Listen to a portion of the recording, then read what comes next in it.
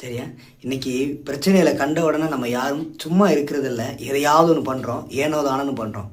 அந்த எதையாவது பண்ணுற நிலைமை தான் உலக வாழ்க்கையில் நம்ம ரட்சிக்கப்படுறதுக்கு முன்னாடி வாழ்ந்த வாழ்க்கை. நம்ம உலக வாழ்க்கையில் வாழும்போது எதையாவது ஒன்று செஞ்சுக்கிட்டு தான் இருந்தோம். சரியா?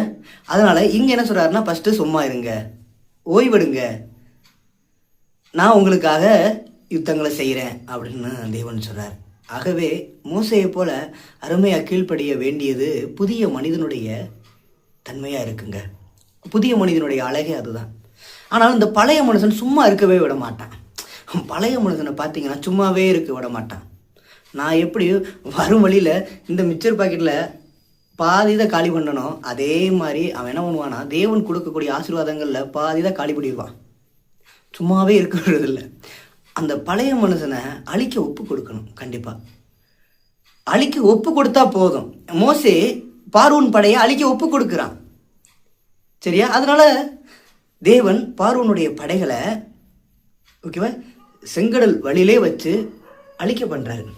அதுபோல் நமக்குள்ள பார்வோனை போல அந்த பழைய மனுஷன் அழிக்க ஒப்பு கொடுக்கணும். எதுனா நமக்கு புதுசாக நேரிடுகிற பிரச்சனைகளை வைத்து. அதனால் பிரச்சனைகளை கண்டு யாரும் மனம் உடைந்து போக வேண்டாம். தேவனை முறுமுறுக்க வேண்டாம். கர்த்தருக்குள் பிரியமான தோழமை ஜீவித உறவுகளை